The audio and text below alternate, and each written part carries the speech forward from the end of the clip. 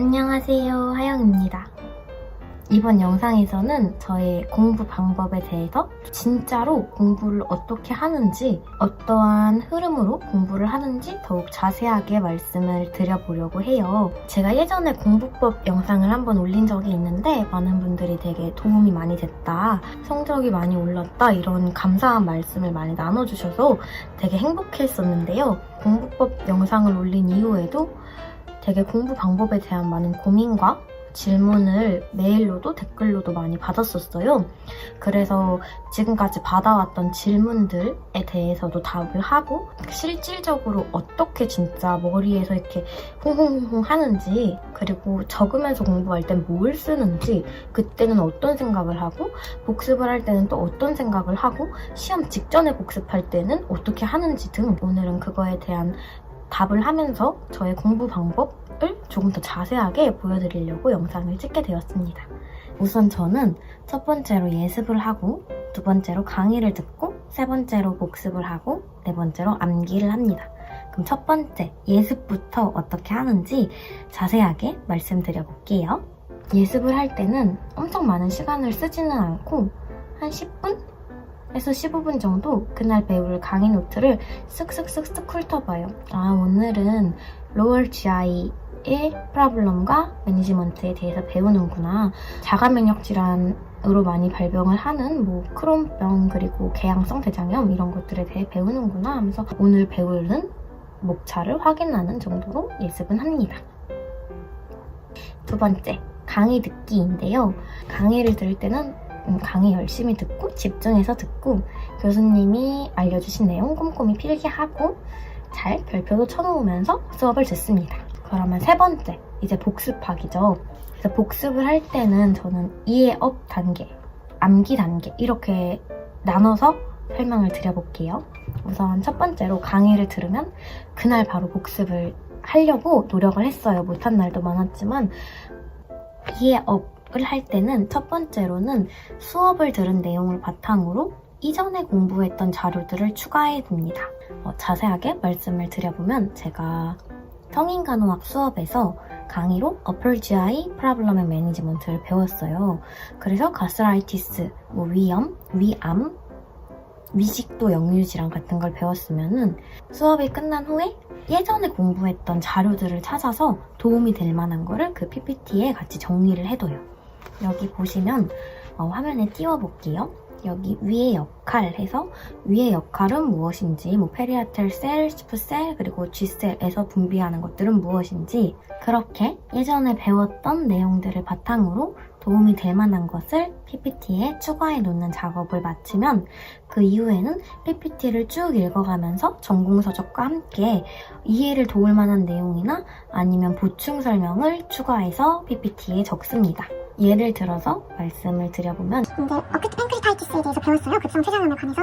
근데 급성 췌장염이 이제 췌장에서 나오는 불비 효소에 의한 자기 소화로 인해서 췌장이 파괴되고, 그로 인해 다양한 합병증이 발생을 하고, 내분비, 외분비 기능도 파괴가 돼서 다양한 증상과 질환으로 연결이 되는 거잖아요. 근데 어떻게 왜 자기 소화가 일어나지? 라는 의문이 생기더라고요. 그러니까 소화액이니까 자기 소화가 일어날 수는 있겠는데, 조금 더 정확하게 어떤 소화액이 그렇게 자기 소화를 시키는 걸까? 라고 궁금해서 이제 또 전공서적을 찾아보면 다 답이 나와 있더라고요. 그래서 그것도 다 적어 놓습니다. 그래서 복습을 할 때 아무 생각 없이 그냥 그렇구나, 컴플리케이션에서는 펄모나리랑 칼슘, 그냥 이렇게 하기보다는 궁금한 거를 찾아보고 왜지? 왜지? 이러면서 공부를 합니다. 이해업 복습에서는 이 과정을 거치고 나면은 교수님이 강의해주신 강의 노트에 예전에 배웠던 도움이 될 만한 수업 자료도 함께 있고, 제가 전공서적에서 궁금했던 내용을 발췌해서 적어놓은 해답도 적혀있고, 그리고 기전에 대한 좀 더 이해가 될 만한 설명들도 함께 적어놓은 저만의 강의 노트가 완성이 됩니다. 저는 그래서 따로 노트 필기는 하지 않습니다. 그러면 이렇게 정리를 해놓은 내용을 두세 번 읽으면서 복습을 합니다. 제가 정말 복습을 할 때 어떻게 하는지 그 흐름을 그대로 말씀을 드려볼게요. 우선 제가 만약에 팬크리아틱 디스오더, 췌장 질환을 복습을 한다는 예시로 설명을 드려볼게요. 그래서 여기 레이저 기능이 있어요. 굿노트에 그거를 켜서 주로 이거를 사용하면서 복습을 합니다. 자, 시작해보겠습니다. 팬크리아티티스 오더에 대해서 배웠지? 췌장이 어디 있는 거더라? 위 뒤에 위치는 AUT 쪽에 있구나. 췌장의 역할이 뭐였었지? 췌장은 뭐 주로 소화효소, 단백 소화효소를 분비하기도 하고 내분비 기능으로는 인슐린 분비하기도 했었지. 베타셀, 알파셀이 있어서 베타셀에서 인슐린 분비했었지. 췌장에 문제가 있으면 내분비 기능에도 장애가 올 수 있겠네. 그러면 급성 췌장염을 공부해보도록 하자. 급성 췌장염의 정의는 활성화된 효소가 췌장세포를 파괴하는 거야. 그래서 이거를 자기소화한다고 말하기도 하는데 췌장세포가 왜 파괴되지? 그 효소는 뭐야? 효소는 예를 들어 하나는 트립신이 있는데 이 트립신은 원래 트립시노겐으로 췌장에서 분비가 돼서 비활성 단백질을 분해 효소인데 원래는 소장으로 가서 엔테로키나제를 만나 트립신으로 활성화가 돼서 원래는 소장에서 단백질을 분해하게 되는데 이 췌장에 문제가 생겨서 흐름이 원활하지 않거나 어떤 장애가 일어나서 췌장 자체에서 트립신으로 활성화가 된 거야. 그래서 이게 췌장에 남아있다 보니까 췌장에 있는 그런 점막, 단백질로 이루어진 우리 몸에 손상을 입히게 되면서 췌장이 조금씩 상처 입혀. 그래서 우리가 자기소화라고 말을 하는 거고 췌장염의 경우에는 원인 에티올로지는 반낭 질환으로 인해서 담독이 생겨서 그 덕트가 막혀서 췌장액이 못 나가서 췌장이 계속 췌장에 남아있어서 발생하는 췌장염도 있고 주로 원인은 이외의 원인 중에 가장 주요한 원인은 과도한 음주, 알코올로 인한 췌장염이 굉장히 빈번하다고 해. 그러면 이렇게 췌장의 문제가 이러한 원인들로 인해서 이렇게 발생이 되면은 어떤 클리니컬 매니페스테이션이 있을까? 임상 징후는 뭘까? 췌장의 위치가 어디였지? LUQ니까 LUQ 페인이 발생할 수 있겠구나. 등에 통증이 생긴다고 했는데 왜지? 등 쪽에 췌장이 가까이 있어서 등으로 방사되는 방사통이 생길 수 있구나. 정말 심각한 경우에는 목부 피부색이 변화될 수 있는데 주요한 사인은 쿨렌 사인과 그레이 터널 사인이구나. 그레이 터널 사인은 뭐지? 그레이 터널 사인은 이제 목부 옆구리 쪽에 있는 멍처럼 피부 표면으로 피부색이 변하는 거구나. 쿨렌 사인은? 그럼 쿨렌 사인은 umbilical 배꼽 쪽에 이렇게 여기 보이는 사진처럼 복부가 피부색이 변하는구나. 외변에 췌장에서 피가 포함된 삼출액이 누출되어서 우리 피부로 비치는 것이구나. 이런 식으로 복습을 합니다. 좀 뭐라고 해야 될까? 왜라는 질문을 많이 해요. 이거 왜였지? 이거 왜였지? 이거 왜 그래? 이거 왜? 그렇게 질문을 하면서 공부를 복습을 합니다. 그렇게 방금 말한 것처럼 복습을 하면서 두세 번 정도를 이 레이저 기능을 쓰면서 밑줄 쳐가면서 복습을 해요. 그냥 그렇게 두세 번 정도 복습을 하고 나서는 잠시 이제 다른 것들이 할 게 많기 때문에 잠시 미뤄둡니다. 그 다음에 시험 기간이 왔을 때 그거를 반복 복습을 하기를 시작합니다. 그러면 이제 시험 기간이 아닐 때 복습은 방금 말한 것처럼 이해를 올리기 위한 이전 자료 정리, 전공 서적 및 다양한 자료들을 참고한 이해를 업할 수 있는 자료들을 추가로 찾아 적기, 방금 말한 정말 그 왜, 뭐 물어보면서 복습하기, 이렇게 거치는 게 이해업 단계고 시험 기간이 아닐 때 공부를 이렇게 합니다. 그럼 시험 기간일 때는 어떻게 하냐? 시험 기간일 때 공부법을 지금부터 암기업으로 말씀드려 볼게요. 우선은 이렇게 이해업 단계에서 다 이해를 할 만한 거를 다 적어놔요. 나중에 볼 때 이거 뭐였지? 이거 왜 이렇게 되는 거였지? 라고 하지 않게 그냥 그때는 정말 이거 이래서 이런 거였지? 하고 스르륵 외울 수 있도록 정리를 해놓고요. 암기업 때는 적으면서 복습을 합니다. 그래서 이번에 적었던 성인간호 내용인데 저는 이런 식으로 적으면서 복습을 했습니다. 근데 노트 정리를 한다 그런 느낌은 아니었고요. 적지 않으면 집중이 조금 떨어지는 느낌이 있어서 적으면서 복습을 했었고, 근데 제가 예전 영상에 올린 공부법 중에 적을 때 무엇을 적는지, 어디까지 적는지, 어떻게 적는지에 대한 궁금증을 되게 많이 말씀을 해주셨어요. 그래서 어떻게 적는지, 뭘 적는지 자세하게 말씀을 드려볼게요. 여기 보시면 제가 성인간호학에서 걸즈2 위식도 역류 질환을 배우고 그 내용을 복습하기 위해서 쭉 쓴 거예요. 노트 정리를 하려고 정리한 건 아니고요. 머리에 넣으려고 정리를 했습니다. 요약본을 만드는 것도 아니고 적을 수 있는 내용은 거의 다 적었어요. 이렇게 한번 쑥 적고 나면은 좀 머리에서 체계화가 된다고 해야 되나? 머리에 조금 더 잘 들어오더라고요. 펩틱 얼서 디지즈, 소화성 궤양 질환에 대해서 복습을 한다고 하면은 이렇게 그냥 처음 PPT부터 쭉 적는데 PPT를 보고 따라 적는 게 아니라 PPT를 우선 봅니다. 처음에는 뭐 한두 PPT 단위로 봅니다. 그래서 뭐 이거를 쭈루룩 읽고 여기도 쭈루룩 읽고 기전은 이렇구나 쭈루룩 하고 하면 거기까지 이해를 한 다음에 적습니다. 적을 때는 뭐 아예 안 보고 적는 건 아니고 적다가 기억이 안 나면 쓱 보기도 하고 뭐 그냥 보고 적기도 하고 하는데 뭐 정확하게 어떻게 한다 그런 건 없고 여기다 방금 읽은 내용을 머릿속에 정리한다는 느낌으로 적습니다. 그래서 펩틱 얼설 디지즈의 정의가 뭐였지? 패토피지올로지가 뭐였지? 하면서 아까 복습했던 내용을 적습니다. 근데 적다 보면 당연히 기억이 안 나는 게 있죠. 기억이 안 나는 거는 지금 제가 여기 형광펜 칠해놓은 게 제가 적지 않았던 내용이거든요. 그래서 내가 위점막 파괴 요인에서 방금 복습을 했는데 적으면서 이 H 파일로리도 원인이라는 거를 간과했네 하고 다음에는 얘도 기억해주자 하면서 형광펜을 쭉 칩니다. 이렇게 적다가 점막 세포가 파괴돼서 히스타민이 분비되면은 위산하고 펩신 분비가 증가했지. 그리고 이쪽에 뭐 하나 더 있었던 것 같았는데 뭐였지? 하고 쓱 보고 혈관 확장되는 거였지? 모세혈관 투과성 높아지는 거랑 히스타민 때문에 그렇게 하고 적어준 다음에 그럼 점막 부종이 일어나겠구나. 이런 식으로 그냥 보고 안 보고 보고 안 보고 적습니다. 그리고 다시 내용을 쭉 읽어봅니다. 한 3-4번? 그러면 어느 정도 머리에 입력이 돼요. 그리고 교수님이 강조하셨던 내용, 이나 혹은 내가 생각하기에 중요한 것들에 표시를 합니다. 교수님께서 수업을 하실 때 이 가스라이팅 얼서랑 듀오데널 얼서의 차이를 굉장히 강조하셨었어요. 그러면 이때 별표를 빵빵빵빵 치고 둘의 차이를 위주로 표시를 해놓으면서 공부를 합니다. 처음에는 사실 많은 내용을 외우지는 못하니까 한두 PPT 단위로 읽어보고 적어보고 살짝살짝 보면서 내가 뭘 못 적었는지 뭘 빼뜨렸는지 참고하면서 체크하면서 적습니다. 그리고 이렇게 한두 개 단위로 공부를 하다가 그 다음에는 이제 완전히 써보는 거예요. 그때 아무것도 안 하고 백지장에 쓰지는 않고요.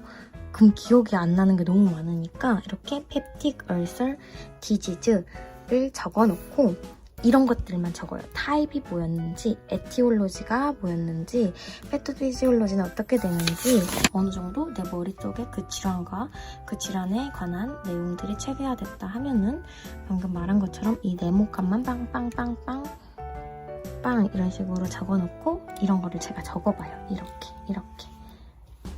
아까 한 거랑 똑같이 빠진 내용 체크하고 그거는 별표 쳐가지고 다음에 공부할 때 조금 더 집중해서 외우던지 아니면은 다른 것들과 연결시켜서 이거를 더 외울 수 있도록 어떤 연결 지점을 마련해 놓던지 하면서 공부를 합니다. 그리고 사실 약이 정말 잘 안 외워져요. 종류도 되게 많아서. 근데 외워야 하니까 여러 번 적어봅니다. 여러 번 보고.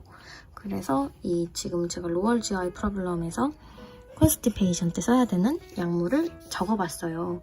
적으면서 그거의 기전도 적고 주의사항도 적었는데 한 번 적고는 당연히 이 머릿속에 안 들어오니까 한 번 더 적고 이거를 그냥 되게 여러 번 적어본 것 같아요. 근데 그냥 막 베껴 쓰는 게 아니라 조금 뭔가의 포인트를 만드는데 진짜 예전에 혹시 경선식 영단어라고 좀 그 영어가 읽히는 발음대로 이상하게 외우는 게 있어요. 좀 이상한 연상을 붙여서. 근데 저는 그게 되게 저한테 잘 맞거든요. 그래가지고 여기도 지금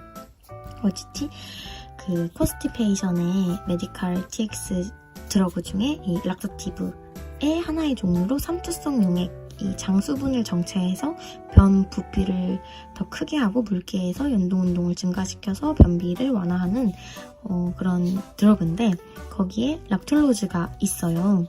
그래가지고 여기 보시면 제가 시험 기간에 적어놨던 건데 이 로즈가 사실 이 로즈가 아닌 거 아는데 그냥 락툴로즈 하면 뒤가 로즈 끝나니까 장미를 연상을 했어요. 그래서 장미꽃 3리당 해서 락툴로즈는 장미꽃 3리당 해서 이 삼투성 용액이다 하면서 별 쇼를 하면서 외웁니다.